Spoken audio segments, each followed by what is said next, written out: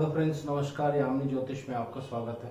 तो आज दोस्तों एक और वीडियो आपके समक्ष प्रस्तुत करने जा रहा हूँ। ये वीडियो आधारित है 3rd, 6th और 11th हाउसेस बहुत इंपॉर्टेंट रोल प्ले करते हैं। और जब हम कुंडली देखते हैं तो कुछ ऐसे कॉम्बिनेशंस हैं जो हमें ज़रूर देखने चाहिए। ये व्यक्ति के जीवन में एक राजयोग की तरह रिजल्ट देते हैं, इन बहुत ऊपर आपको जीवन में लेके जा सकते हैं। उसके लिए नवांश और राशि कुंडली दोनों में ये कॉम्बिनेशंस होने चाहिए। बहुत ही अच्छे फेमस व्यक्ति हैं इंडिया के जिनके चार्ट्स में ऐसे कॉम्बिनेशंस हैं।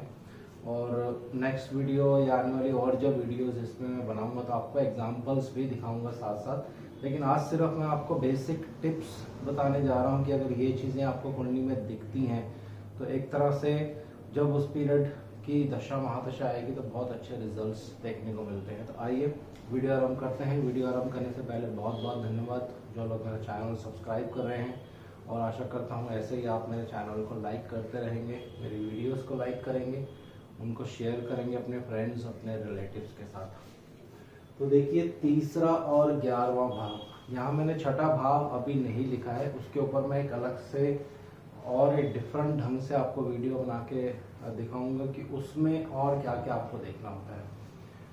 तीसरा भाव, ये कुंडली का तीसरा भाव है, ये कुंडली का 11वां भाव है। तीसरा और 11वां भाव, और इसमें छठा भाव भी ले लेते हैं। त्रिश-ढाई भाव का नाम इसको प्राचीन नियम के अकॉर्डिंग दिया गया है, और ये हाउसेस अच्छे नहीं माने जाते हैं। लेकिन जब आप प्रैक्टिकल ज्योतिष सीखेंगे या प्रैक्टिकली चार्ट्स देखना शुरू करेंगे, चार्ट्स पे योग्स अपना अप्लाई करना शुरू करेंगे, तो तीसरे और 11वें घर में अगर कोई नेगेटिव प्लैनेट होता है तो ये बहुत अच्छा रिजल्ट देता है। खासकर कोई ऐसे प्लैनेट जो डेबिलिटेटेड हो जाए यानी नीच के हो जाए और तीसरे घर में या 11वें घर में वास करने विराजमान कर ले तो फिर ये राजयोग की तरह रिजल्ट देते हैं। बहुत ही एक फेमस एक्टर हैं, आई थिंक संजीव कुमार या किशोर कुमार, दोनों में से एक व्यक्ति के चार्ट में, चार्ट मेरे माइंड से स्किप हो गया है, तीसरे घर में नीच के शनिदेव हैं दोस्तों। तो जब उनको शनिदेव की दशा आरंभ हुई थी तो जीवन में बहुत राइज करने को मिला उनको। ऐसा क्यों होता है? पहले आप एक सिंपल जो प्राचीन नियम है ये समझ लेते हैं। तीसरा भाव, 11वां भाव, छठा भाव और इसमें 10वां भाव भी लिया जाता है। तो छठे भाव और 10वें भाव के ऊपर ऑलरेडी मैं 2 वीडियोस बना चुका हूं कि 10th हाउस जो होता है, जो आपका कर्म स्थान है, ये सबसे इम्पोर्टेंट हाउस होता है। केंद्र भावों में सबसे बली केंद्र माना जाता है। अगर यहाँ पे कोई अच्छे प्लैनेट्स हैं तो वो आपको जीवन में बहुत ग्रोथ करवा सकते हैं। लेकिन वही प्लैनेट अगर उस लगन के लिए नेगेटिव प्लैनेट है तो वो ग्रोथ की बजाय आपको जीवन में बहुत नीचे लेके जा सकता है। तो उस पर ऑलरेडी मेरी वीडियोस है और उस वीडियो को बहुत लाइक भी किया है। आई थिंक उस पर 1 लाख के आसपास व्यूज भी हैं। तो इस पे बाद में डिस्कशन करेंगे। तीसरा भाव और छठा भाव ये ग्रोथ के भाव हैं दोस्तों, जहाँ से आपकी ग्रोथ होती है। किसी भी व्यक्ति की अगर आपको ग्रोथ देखनी है, इस भावों में अगर कोई प्लैनेट है उनकी महादशा चल रही है तो आप अच्छे से उसको एनालाइज कीजिए। षटबल में उसकी स्ट्रेंथ देखिए, नवांश में उसके कॉम्बिनेशंस देखिए, और फिर आप प्रेडिक्शन कर सकते हैं कि इस पीरियड में आपकी ग्रोथ हो सकती है, कैरियर में चेंज हो सकता है, किसी तरह के ट्रैवल के योग आपके बन सकते हैं। तो इसको एग्जाम्पल से मैं समझाता हूँ, डिफरेंट कॉम्बिनेशन से। सिर्फ ब्रीफ कॉम्बिनेशंस बताऊंगा, बहुत डिटेल्स में नहीं, क्योंकि बहुत से लोग अभी मेरे साथ जो सब्सक्राइबर्स हैं वो नए जुड़ रहे हैं, अभी बेसिक सीख रहे हैं, तो उनका लेवल इतना हाई नहीं है। अगर मैं बहुत ज़्यादा डीपली समझाता हूँ तो उनको बहुत ज़्यादा कन्फ्यूज़न हो जाती है। बहुत सिंपल ढंग से आपको बता रहा हूँ मैं।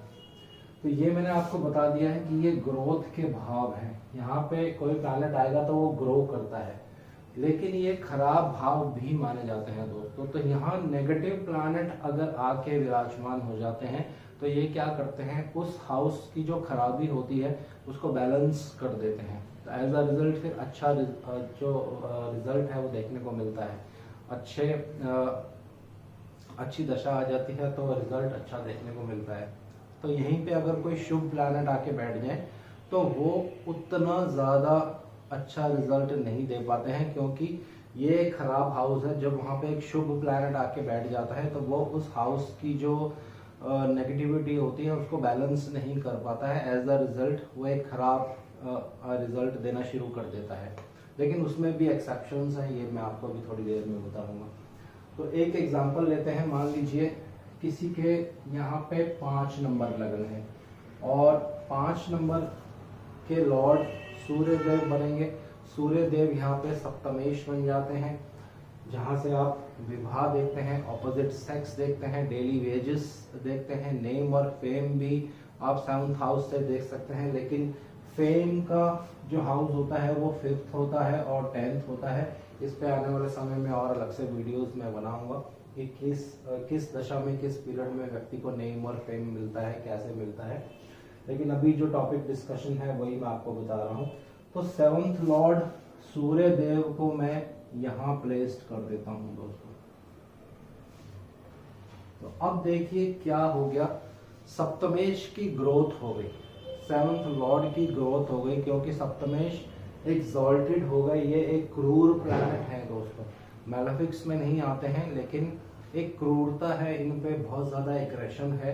और 3rd हाउस क्या होता है, ऑलरेडी एक एग्रेसिव हाउस माना जाता है। ये आपका जो हार्ड वर्क होता है उसको बढ़ाता है। तो यहाँ सूर्य देव का एक्सॉल्टेड होकर बैठना बहुत ही अच्छा रिजल्ट दे सकता है, लेकिन पॉजिटिव भी होगा और नेगेटिव भी होगा। अब नेगेटिव कैसे होगा ये आपको मैं बताता हूँ। मान लीजिए किसी मेल का चार्ट है, मैरिड है वो लोग और ऐसी एज में अभी चल रहे हैं कि एक्स्ट्रा मैरिटल अफेयर्स होने के बहुत ज़्यादा उसमें चांसेस होते हैं।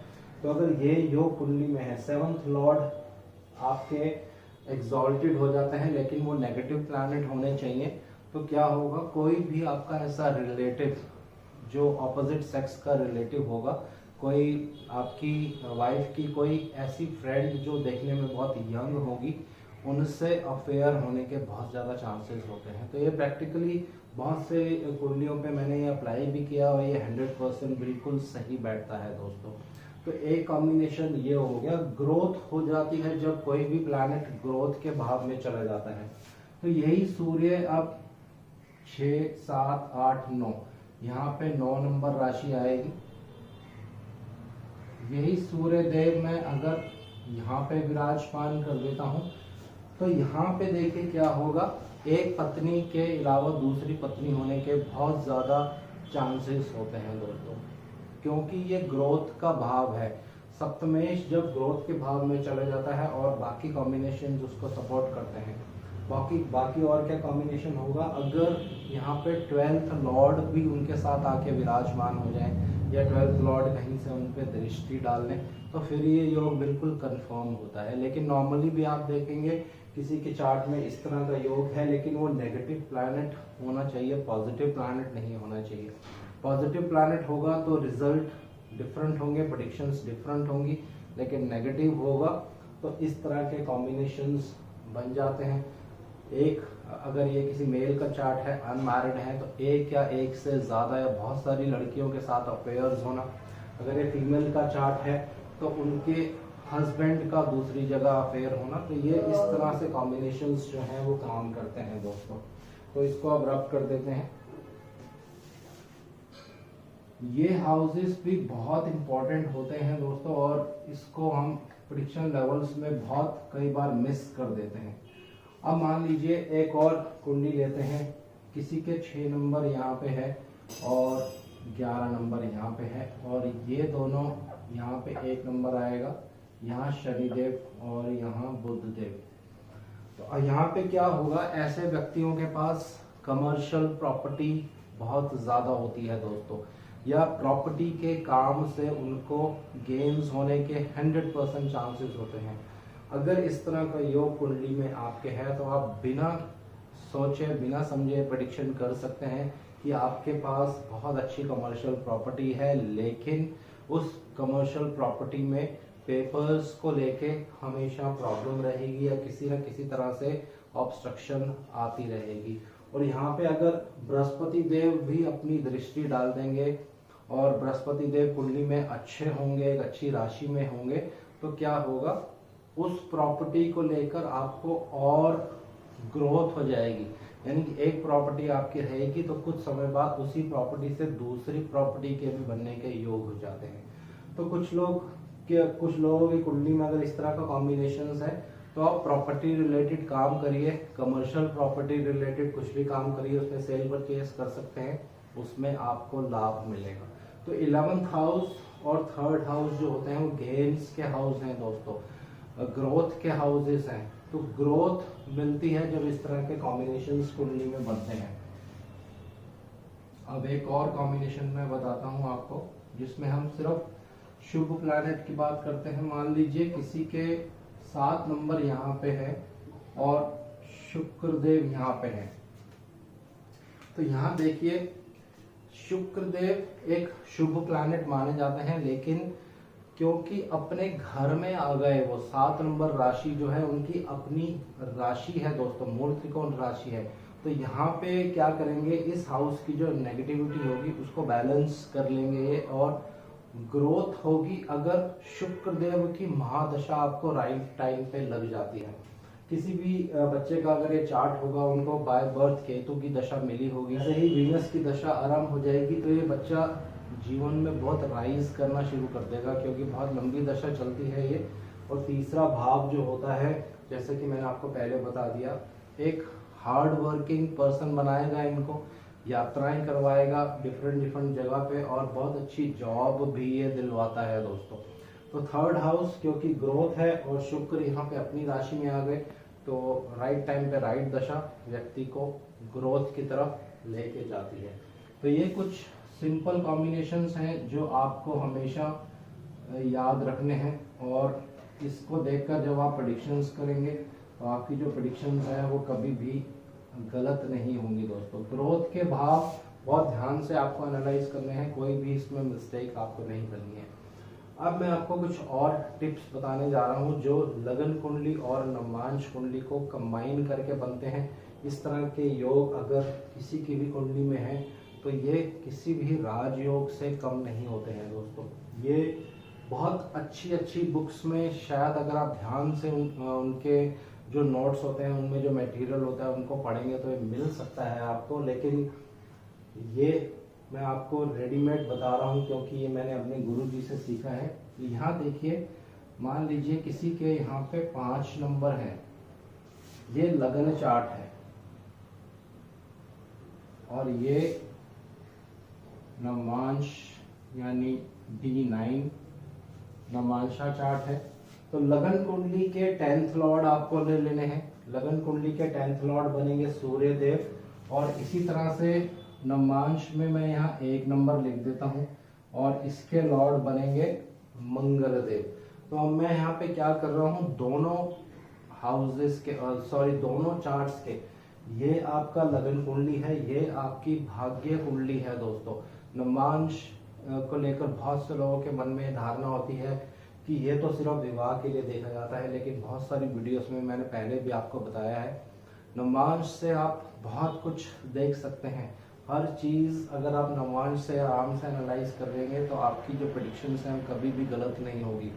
कोई भी ऐसा प्लैनेट अगर नवमांश में बहुत अच्छा बैठा है, उसकी आप रेमेडी करें, उसको आप स्ट्रॉन्ग करेंगे तो वो आपको और ऊंचाइयों पे लेके जाएगा। कोई भी ऐसे 2 प्लैनेट्स जो लगन कुंडली में भी खराब है, नवमांश में भी खराब है, उनकी रेमेडीज अगर आप करते हैं तो वो भी आपको बहुत बेनिफिट देती हैं। तो इसके ऊपर और डिटेल्स में मैं बाद में आपको बताऊंगा, लेकिन अभी मैं क्या कर रहा हूँ, लगन कुंडली के 10th लॉर्ड और मेरी भाग्य कुंडली के 10th लॉर्ड, इन दोनों की युति अगर नवमांश कुंडली में कहीं भी हो जाती है, एक एग्जांपल मैं आपको बताता हूँ। मान लीजिए यहाँ सूर्य देव आ जाए, ये लगन कुंडली के 10th लॉर्ड हैं जो यहाँ प्लेस्ड हो गए, लेकिन ये युति अच्छे हाउसेस में होनी चाहिए दोस्तों। 8वें या 12वें घर में ये युति नहीं होनी चाहिए, और इनमें से कोई भी ऐसा प्लैनेट 12th या 8th हाउस से रिलेशन ना रखता हो, या आपको कुंडली में पहले अच्छे से चेक कर लेना है। तो उसके बाद ये मंगल देव अगर कुंडली में यहाँ पे प्लेस्ड हो जाए, ये मंगल देव कुंडली में यहाँ प्लेस्ड होंगे, तो ये 4 नंबर यहाँ पे आएगा। हालांकि यहाँ मंगल देव नीच के हो जाएंगे, लेकिन एक बेसिक रूल है जो मैं आपको अभी बताने जा रहा हूँ। ये पहले भी मैंने बहुत वीडियोस में बताया है।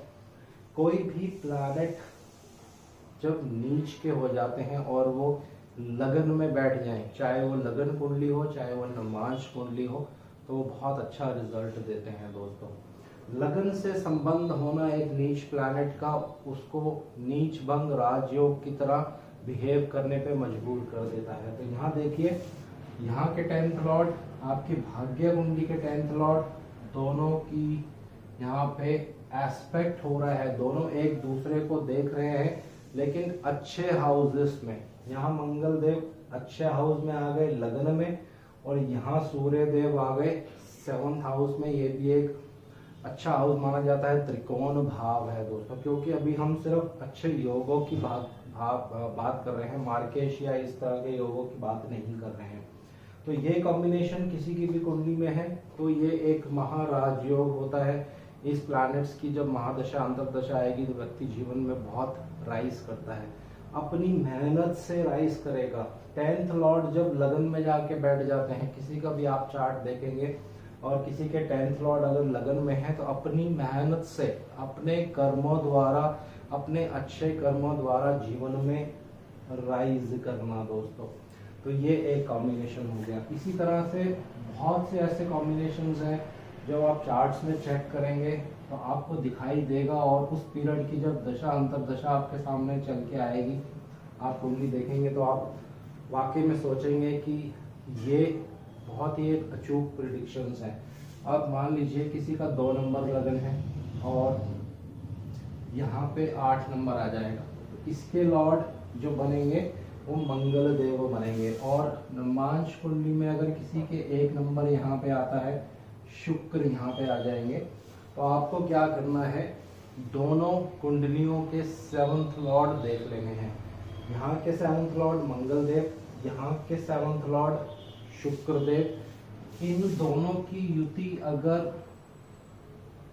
नवांश कुंडली में, इन दोनों की युति अगर नवांश कुंडली के 11वें भाव में हो जाती है या लगन कुंडली के 12वें भाव में हो जाए, 11वें भाव में हो जाती है, तो ये भी अपने आप में बहुत बड़ा राजयोग है दोस्तों। लाभ के स्थान में, ग्रोथ वाले भाव में 2 शुभ भावों के जब लॉर्ड्स होते हैं वो एक साथ बैठ जाते हैं तो ग्रोथ व्यक्ति की 100% होती है। पत्नी के द्वारा ग्रोथ हो सकती है। कुछ लोगों को आपने देखा होगा कि विवाह के बाद एकदम से वो जीवन में बहुत जल्दी राइज कर जाते हैं। इस तरह के कॉम्बिनेशंस उनकी चार्ट्स में होते हैं। हालांकि ये दोनों जो प्लैनेट्स हैं ये शत्रुता भी रखते हैं तो उसका भी रिजल्ट ये देंगे, लेकिन अभी उसके बारे में डिस्कशन हम नहीं कर रहे हैं। थोड़ा सा मैरिड लाइफ में ये प्रॉब्लम क्रिएट करते हैं, लेकिन वो एक डिफरेंट बात है। लेकिन राजयोग ये अवश्य देंगे, चाहे वो दोनों एक साथ यहाँ बैठ जाएं या एक साथ दोनों यहाँ बैठ जाएं या दोनों एक दूसरे पर दृष्टि डालें, लेकिन अच्छे भावों में बैठे होने चाहिए। मान लीजिए यहाँ बृहस्पति देव 8th लॉर्ड बन रहे हैं और ऐसा कॉम्बिनेशन चार्ट में बन रहा है और बृहस्पति देव यहाँ आके विराजमान हो जाते हैं, तो फिर ये जो राजयोग था ये एक तरह से जो अच्छा रिजल्ट देने वाला था ये वीक हो जाएगा दोस्तों, कमज़ोर हो जाएगा। तो इस तरह से बहुत सारे और ऐसे कॉम्बिनेशंस होते हैं। ये पराशरी नियम है दोस्तों, बहुत अच्छी अच्छी बुक्स में जब आप पढ़ेंगे तो आपको ये कॉम्बिनेशंस जो हैं देखने को मिल सकते हैं। अब एक बहुत ही एक सुंदर योग मैं आपको बताने जा रहा हूँ। ये लास्ट वीडियो में मैंने आपको बताया था लेकिन मेरा मिस हो गया था। कोई भी एक कुंडली आप देखेंगे उसके लगन नक्षत्र लॉर्ड आप देख लीजिए। मान लीजिए इस कुंडली के लगन नक्षत्र लॉर्ड बुध देव है। एक पॉइंट मेरे हाथ में आ गया। आप अपनी भाग्य कुंडली में जाइए जो कि नवांश कुंडली होती है, उसके लगन लॉर्ड देखिए कौन है। एग्जाम्पल लेते हैं कि यहाँ पे मेष राशि है, इसके जो लगन लॉर्ड होंगे वो मंगल देव हो गए और आपके जो लग्न नक्षत्र लॉर्ड है वो केतु देव हैं और इन दोनों की युति आपके भाग्य स्थान में हो जाती है तो ये भी बहुत अच्छा रिजल्ट देगी जब दशा और महादशा इन दोनों प्लैनेट्स की आरंभ होगी। तो ये कुछ ऐसे कॉम्बिनेशंस हैं दोस्तों, ये पराशरी नियम है जो आपको याद रखने पड़ेंगे। चार्ट देखते वक्त 3 चीजें आपको हमेशा देखनी है। लग्न कुंडली, भाव चलित कुंडली जो प्लैनेट की एक्चुअल पोजीशन बताते हैं, हालांकि राशि जिस राशि में होंगे लेकिन एक्चुअल किस भाव के वो मालिक हैं वो भाव चलित कुंडली से पता चलता है। और नवांश कुंडली, नवांश कुंडली को आपको पैरेलल एक दूसरे के साथ मैच करना है दोस्तों। अगर लगन कुंडली आपकी थोड़ी सी वीक है लेकिन नवांश कुंडली जो होती है ये लगन कुंडली को एनर्जी देती है, और एनर्जी वाले हाउसेस अगर इस हाउसेस को मैच कर जाते हैं, एनर्जी देते हैं, तो ये लगन कुंडली में कोई वीक प्लैनेट होगा वो ऑटोमेटिकली ठीक हो जाता है, उसका जो रिजल्ट्स है वो अच्छे आने शुरू हो जाते हैं दोस्तों। तो इसके लिए क्या किया जाता है, लगन कुंडली के ऊपर नवांश कुंडली के प्लैनेट्स को एक साथ रखा जाता है, जिसको राशि तुल्य नवांश भी कुछ लोग कहते हैं, लेकिन उसको देखने का थोड़ा सिस्टम दूसरा होता है। कभी समय मिलेगा तो आपको डिटेल्स में उसके बारे में भी बताऊंगा। तो ये चीज़ बहुत ही एक अच्छी चीज़ है दोस्तों, आप ध्यान से इन चीज़ों को देखिए। तो इसमें आपको क्या करना है, मैं आराम से आपको बता रहा हूँ। ये हाउस, ये हाउस, ये हाउस, ये हाउस, ये हाउस और ये हाउस, 1 2 3 4 5 6, ये 6 हाउसेस जो होते हैं कुंडली में बहुत इंपॉर्टेंट है, राजयोग बनाते हैं ये हाउसेस। जब इनकी युति नवांश के उन्हीं हाउसेस के लॉर्ड्स के साथ हो जाए, ये और ये आपकी कुंडली का भाग्य लॉर्ड और आपके भाग्य कुंडली का भाग्य लॉर्ड दोनों की अगर युति नवांश में किसी अच्छे हाउस में हो जाए या लगन कुंडली में भी किसी अच्छे हाउस में हो जाए, तो उस पीरियड में राइज मिलता है, वो पीरियड आपके लिए बहुत अच्छा जा सकता है। इसी तरह से जैसे मैंने पहले आपको कॉम्बिनेशन बना दिया, दोनों का कॉम्बिनेशन 11th हाउस में हो जाए तो उस पीरियड में आपको ग्रोथ मिल सकती है। दोनों का कॉम्बिनेशन 3rd हाउस में हो जाए उस पीरियड में भी ग्रोथ मिलती है। दोनों का कॉम्बिनेशन अगर 10th हाउस में हो जाए उस पीरियड में भी ग्रोथ मिलेगी, और दोनों का कॉम्बिनेशन अगर 6th हाउस में भी हो जाता है उस पीरियड में भी ग्रोथ मिलती है दोस्तों। तो ये आप नोट करिए अपनी अपनी कुंडलियों पे, जो भी आपके पास डेटा है उस पर अप्लाई करिए, चेक करिए, बहुत ही अच्छे रिजल्ट्स आपको देखने को मिलेंगे। और मुझे समय मिलेगा तो नवांश और लगन चार्ट को एक दूसरे के ऊपर कैसे रख के देखा जाता है ये डिटेल्स मैं आपको कभी नेक्स्ट वीडियोस में और मैं बताऊंगा दोस्तों। तो आज के लिए इतना ही। जय शनिदेव।